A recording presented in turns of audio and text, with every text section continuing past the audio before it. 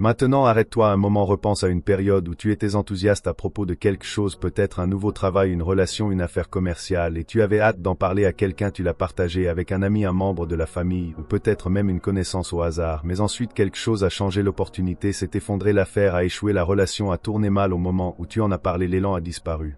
Coïncidence peut-être, mais si je te disais qu'il y a une explication spirituelle, et si je te disais que certaines de tes pertes n'étaient pas aléatoires mais ont été déclenchées par le simple fait de parler trop tôt, la plupart des gens ne réalisent pas cela, mais les paroles ont du pouvoir, ce ne sont pas seulement des sons, ce sont des énergies, ce sont des intentions, ce sont des vibrations qui portent des effets invisibles. Allah nous avertit dans le Coran à propos des forces invisibles dans ce monde, des choses que nous ne pouvons pas percevoir avec nos yeux mais qui ont un impact réel sur nos vies, et parmi ces forces il y a le mauvais œil. Le prophète, paix sur lui, a dit le mauvais œil est réel, et si quelque chose pouvait dépasser le décret divin, ce serait le mauvais œil. As-tu entendu cela? Le mauvais œil est si puissant qu'il aurait pu changer le destin si Allah l'avait permis, et ce qui est encore plus effrayant c'est qu'il peut venir de n'importe qui, il peut venir d'un inconnu qui voit ton succès et t'envie. Silencieusement, il peut venir d'un ami qui ne veut pas te nuire mais ressent une pointe de jalousie, il peut même venir d'un membre de la famille qui t'aime mais souhaite inconsciemment avoir ce que tu as. Oui, même les personnes les plus proches de toi sans s'en rendre compte peuvent envoyer une énergie négative vers toi. Imagine quelqu'un disant: frère, fais une invocation pour moi, j'ai une grande affaire qui arrive, et au lieu de dire Mashallah, son ami dit: waouh, c'est incroyable, j'aimerais avoir des opportunités comme ça. Maintenant cette personne a-t-elle de mauvaises intentions? Pas nécessairement, mais ce petit sentiment d'envie même non exprimé peut avoir un impact. Réfléchis, combien de fois as-tu partagé quelque chose puis les choses ont commencé à mal tourner, tu penses encore que c'est juste une coïncidence. Maintenant tu te demandes peut-être si c'est si dangereux, comment me protéger? Eh bien, avant d'entrer dans cela, tu dois d'abord comprendre les 3 plus grandes erreurs que les gens commettent quand il s'agit de partager leur vie, et le pire c'est que tu les as probablement faites toutes les 3. Décomposons cela maintenant, réfléchissons à ceci. Combien de fois as-tu partagé quelque chose trop tôt pour ensuite le regretter? Combien de moments d'enthousiasme se sont transformés en déception parce que tu as parlé avant que les choses soient assurées? Laisse-moi te demander quelque chose, t'es-tu déjà demandé pourquoi certaines personnes semblent toujours garder les choses pour elles? Elles n'annoncent pas chacun de leurs mouvements, elles ne se précipitent pas pour dire au monde sur quoi elles travaillent, elles ne ressentent pas le besoin de constamment informer tout le monde de leur progrès. Au début tu pourrais penser: sont-elles simplement secrètes, cachent-elles quelque chose? Mais si je te disais qu'elles se protègent en réalité, parce que le silence est un bouclier, le silence est une protection contre la jalousie, contre l'énergie négative, contre les attaques spirituelles que tu ne vois même pas venir, et le pire c'est que la plupart du temps les dégâts ne viennent pas de tes ennemis, ils viennent des personnes en qui tu as le plus confiance. Allah nous avertit dans le Coran: et ne révèle pas ta vision à tes frères de peur qu'ils complotent contre toi. En vérité, Satan est un ennemi manifeste pour l'homme. C'était un avertissement d'un père à son fils, d'un prophète à son enfant, lui enseignant l'une des plus grandes leçons de la vie: certaines choses doivent être gardées entre toi et Allah, même les personnes les plus proches de toi, même la famille peut involontairement te nuire. Pense-y un instant, si le prophète Yaqub, paix sur lui, savait que même les frères de Youssef pouvaient représenter un danger pour lui, qu'est-ce que cela nous dit sur le monde dans lequel nous vivons aujourd'hui? Les gens n'ont pas toujours besoin de mauvaises intentions pour te nuire, parfois leur envie est involontaire, parfois leur jalousie est subconsciente, parfois leur énergie négative est complètement cachée même à eux-mêmes. Mais le résultat est le même, tes bénédictions deviennent vulnérables, tes progrès sont retardés, ton bonheur commence à s'effacer. Pourquoi? Parce que tu as donné aux gens accès à quelque chose qui devait être protégé. Maintenant allons encore plus loin, la science et la spiritualité confirment toutes deux ce que l'islam enseigne depuis des siècles. Voici 3 raisons critiques pour lesquelles trop partager est dangereux. 1. L'erreur du cerveau. Pourquoi parler de ces objectifs les affaiblit? C'est une vérité choquante que beaucoup de gens ne réalisent pas. Les études montrent que lorsque tu parles de tes objectifs trop tôt, ton cerveau ressent une fausse sensation d'accomplissement. Oui, le simple fait d'en parler trompe ton cerveau en lui faisant croire que tu as déjà accompli quelque chose alors que ce n'est pas le cas. Résultat, tu perds ta motivation. C'est pourquoi les gens s'enthousiasment pour leurs rêves quand ils en parlent aux autres mais ont ensuite du mal à aller jusqu'au bout. Le silence te garde affamé, le silence te garde concentré. Quand tu n'annonces pas tes objectifs au monde, ton cerveau reste en mode travail au lieu du mode parole. 2. La fuite d'énergie, le pouvoir caché des mots. Les mots ne sont pas seulement des sons, les mots portent de l'énergie. As-tu déjà remarqué que lorsque tu parles trop d'un projet, tu commences à te sentir vidé? C'est parce que les mots libèrent de l'énergie. Plus tu parles, plus tu donnes d'énergie, moins tu parles, plus tu gardes d'énergie. Et en islam, ce concept est profondément lié à la baraka. Le prophète, paix sur lui, a dit: cherchez de l'aide pour accomplir vos besoins par la discrétion, car toute personne bénie est enviée. La baraka grandit dans le silence, mais quand tu exposes tes bénédictions avant qu'elles ne soient assurées, l'énergie autour d'elles change. C'est pourquoi tu verras des personnes réussissant rester discrètes sur leurs mouvements. Ce n'est pas de la superstition, c'est de la sagesse. 3. Le pouvoir des forces invisible. Comment fonctionne l'énergie négative? Le monde invisible est réel, tout comme les invocations ont du pouvoir. L'énergie négative aussi a du pouvoir, tout comme les paroles d'encouragement peuvent élever, les paroles d'envie peuvent détruire. C'est pourquoi l'islam nous donne des instructions claires pour nous protéger. Récite chaque jour Surat al-Falaq et Surat an-Nas. Dis Mashallah lorsque tu parles de bénédiction, fais des invocations de protection avant de partager quoi Que ce soit d'important parce que tu y crois ou non, les forces invisibles sont toujours à l'œuvre et si tu ne prends pas de précautions, tu te laisses exposer. Maintenant prenons un moment pour alléger un peu. Imagine ce scénario. Frère, fais une invocation pour moi. Je suis sur le point de signer un contrat d'1 million. Frère, machallah, qu'Allah le bénisse. Une semaine plus tard. Frère, oublie cette invocation. Le contrat est parti. Fais-en une nouvelle pour que je trouve autre chose. Cela te semble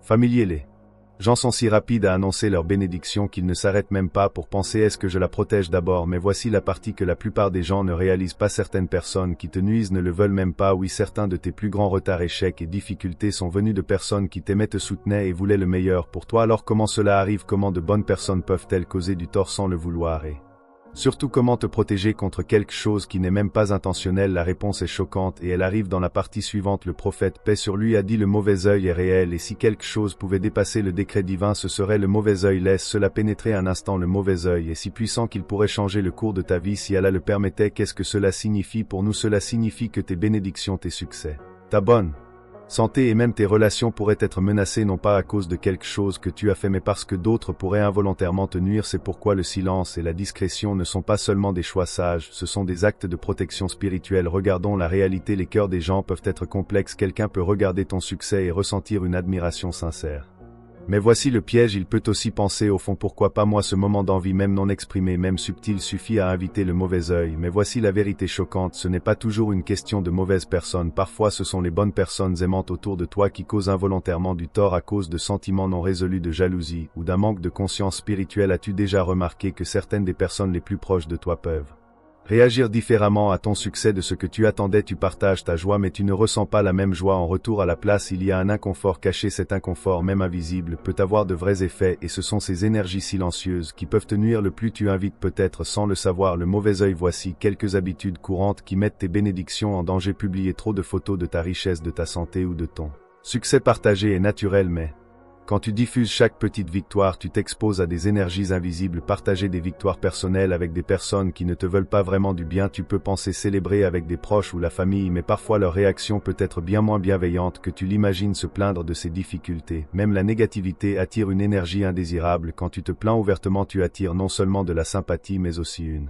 énergie négative qui peut bloquer tes bénédictions. Maintenant arrêtons-nous un instant, imagine ceci, tu viens d'annoncer ton mariage à tes amis et à ta famille, tu es enthousiaste, heureux, prêt à commencer un nouveau chapitre de ta vie. Mais ensuite quelque chose d'étrange se produit, des gens qui ne t'ont jamais vraiment aimé inondent soudainement tes réseaux sociaux de commentaires comme machallah si heureux pour toi, mais attends, qu'y a-t-il derrière ce sourire? En réalité leurs cœurs peuvent brûler de jalousie, c'est comme ces félicitations polies qui ne semblent pas sincères du tout et si tu n'es pas prudent, leur énergie cachée pourrait affecter ta relation. En islam, la discrétion n'est pas seulement une préférence, c'est une nécessité. Le prophète, paix sur lui, a dit cherchez de l'aide pour accomplir vos besoins par la discrétion car toute personne bénie est enviée. Ce hadith n'est pas seulement un conseil, c'est une stratégie de protection. Plus tu révèles, plus tu t'exposes aux dangers cachés.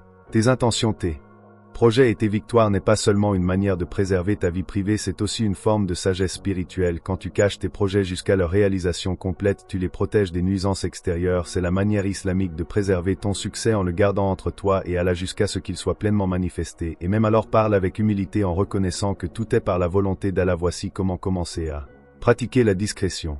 Dans ta vie, garde tes projets cachés jusqu'à ce qu'ils soient complètement réalisés, qu'il s'agisse d'un projet commercial, d'un nouveau travail, d'un déménagement ou de tout changement important. Le garder pour toi te permet de protéger ton énergie quand tes projets sont encore fragiles. Les partager trop tôt peut apporter des distractions inutiles et de la négativité. Parle de tes bénédictions d'une manière qui redirige la louange vers Allah. Quand tu parles des bonnes choses de ta vie, assure-toi que tes mots reflètent la gratitude envers Allah au lieu de te vanter ou de te montrer. Fais savoir aux gens que le succès que tu vis vient d'Allah seul. Fais des invocations de protection avant de partager quoi que ce soit. Cherche toujours la protection contre le mauvais œil, l'envie et tout mal invisible avant de parler de tes bénédictions. Demande à Allah de protéger tes succès et de guider tes actions selon sa volonté. Quand tu caches tes projets, tu préserves l'intégrité de tes bénédictions. Plus tu gardes tes intentions et tes victoires jusqu'à ce qu'elles soient assurées, moins tu risques d'attirer de l'énergie négative. Ton succès devient le tien et reste libre de nuisances. L'un des plus grands défis aujourd'hui est ce besoin écrasant de tout partager. Nous vivons à l'ère des réseaux sociaux où chaque partie de notre vie est exposée. Mais jusqu'où est-ce trop? Les réseaux sociaux te donnent une plateforme pour partager tes bénédictions, mais ouvrent aussi la porte à des forces invisibles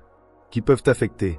Chaque publication, chaque Statut et chaque photo peuvent attirer l'attention, parfois bonne, parfois nuisible. Avant de partager, demande-toi, est-ce que cela doit vraiment être public? Voici quelques règles pour te protéger tout en utilisant les réseaux sociaux. Si c'est quelque chose de profondément personnel ou quelque chose sur lequel tu travailles encore, garde-le privé. Si tu es aux premières étapes d'un nouveau projet ou d'un cheminement personnel, il vaut mieux ne pas partager chaque étape.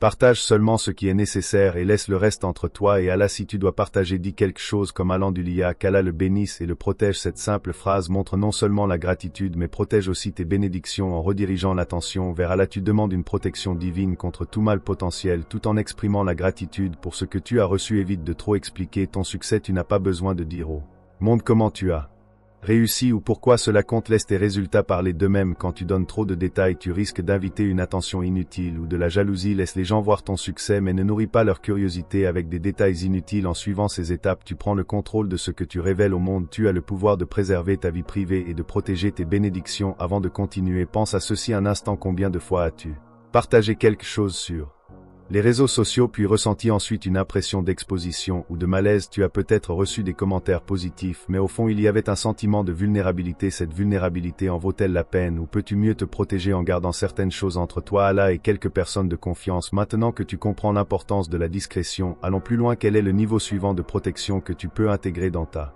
vie? Reste attentif, car dans la prochaine partie nous parlerons de pratiques spirituelles puissantes qui garantissent que tes bénédictions soient protégées non seulement des gens mais aussi des forces invisibles et de l'énergie négative. Tu ne voudras pas manquer cela. Maintenant que tu comprends l'importance du silence, voici le plan pour parler avec sagesse et te protéger des dangers invisibles. Dis toujours Mashallah quand tu parles de bénédiction. Cette phrase n'est pas seulement une réponse polie, c'est un bouclier qui repousse l'énergie négative. Récite chaque jour Sourate Al-Falaq et Sourate An-Nas pour te protéger du mal. Ces sourates agissent comme une barrière spirituelle contre le mauvais œil et les autres forces négatives. Utilise la sagesse dans tes paroles. Dis moins mais que cela ait plus de sens. Moins tu utilises de mots, moins tu dépenses d'énergie et moins tu laisses de place à l'envie. Fais des invocations sincères de protection avant de partager quoi que ce soit d'important avec les autre. Demande à Allah de le protéger et de le préserver du mauvais œil. À partir d'aujourd'hui, je t'encourage à faire attention. Observe comment les gens réagissent quand tu arrêtes de trop partager. Ceux qui te poussent à révéler davantage n'ont peut-être pas tes meilleurs intérêts à cœur. Ils ne réalisent peut-être même pas qu'ils causent du tort. Mais maintenant toi tu le sais, ta vie privée est ton pouvoir, ton silence est ton bouclier. Alors avant de dire à quelqu'un ce qui se passe dans ta vie,